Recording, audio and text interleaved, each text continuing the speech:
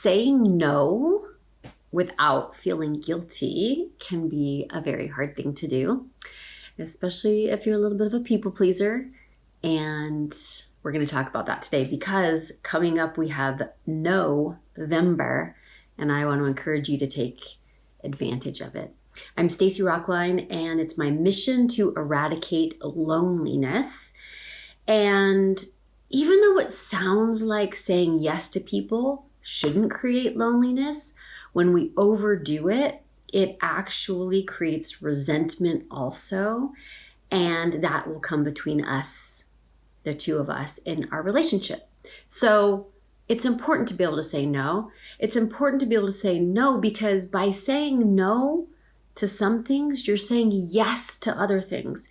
You're saying, I have the energy and the time and the resources to say yes to stuff that's important to me, stuff that's important to our relationship. So we have to learn how to do it. And it's not always really easy for people. So November is a great time to practice strengthening this skill.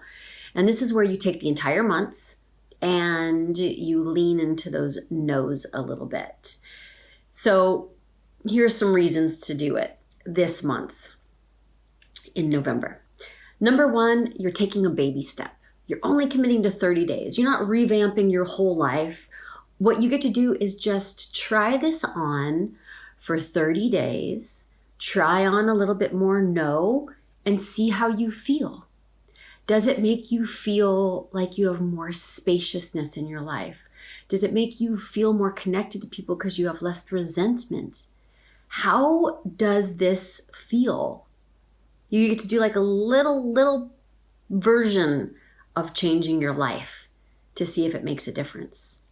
Next, it's a built-in excuse. Like it gives you a little bit of an umbrella to hide under. I think this is why dry January and sober October are popular, because somebody doesn't have to commit to changing their whole life forever. They can say, hey, I'm going to do it for this month.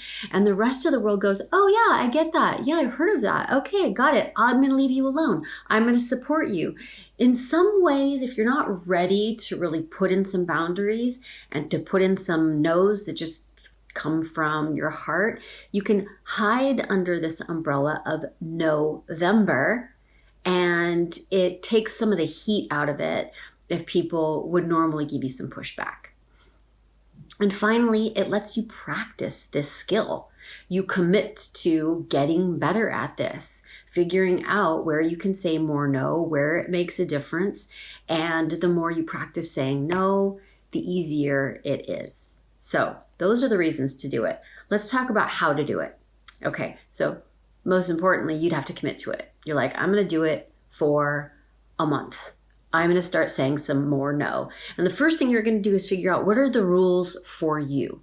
Now, you could be really drastic and go, I am not going to say yes to anything else except for what I've already committed to in life. I'm like a no across the board.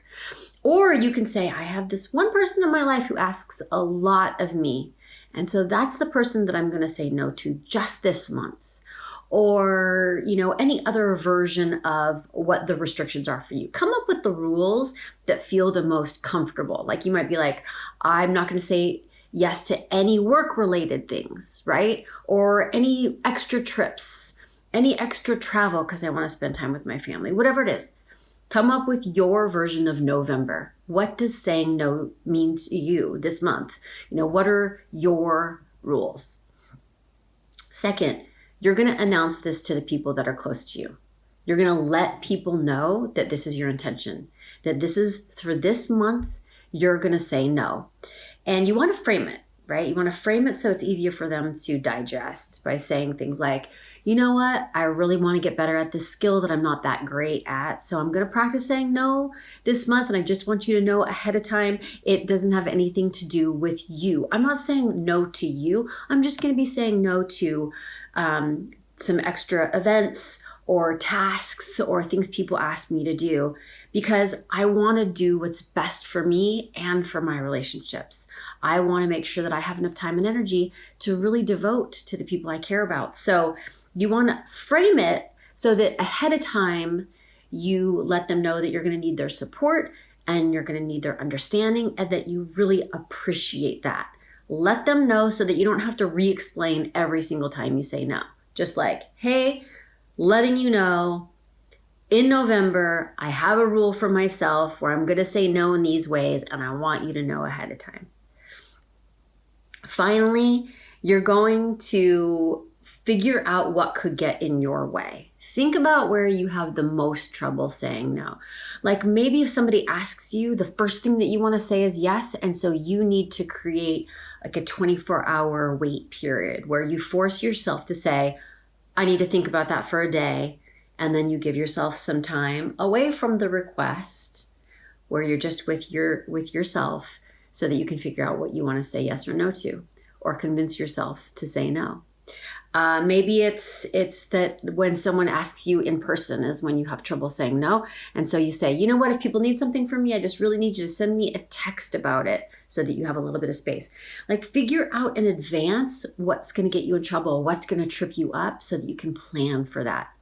So those are the ways you're going to go about doing it. I want you to commit to this because, I mean, if you don't have a problem saying no, then that's awesome. Very good. I give you a big fat pat on the back for that one. This is for people who struggle with it, who struggle with saying no to people, who find themselves feeling resentful for how many things they offer to do or how many things they say yes to, find themselves feeling overwhelmed or too tired, or like they don't have enough time and space to take care of themselves, which means they can't bring their best self to their relationship. So that's who this is for. If that's you, please do November. 1, figure out what your rules are. Right? What does that mean to you to say no for a month? 2, announce to the people who need to know what this looks like so that you get less hassle and less pushback. And 3, figure out where you get tripped up and create a plan for those. And then it's just about practice. And I want to hear about this. So if you're committing to November, please leave a comment and let me know. And tell me where you think you might trip up, or share with me your successes. I want you to feel spacious so you can love yourself more intimately and love other people more intimately. And you can even send me an email to tell me about your plan. And that is to Stacy@stacyrocklein.com. I would love to hear from you. And I just wish you a wonderful month and some good practice, getting better at very important skill, which is saying no. Okay, I'll see you next time.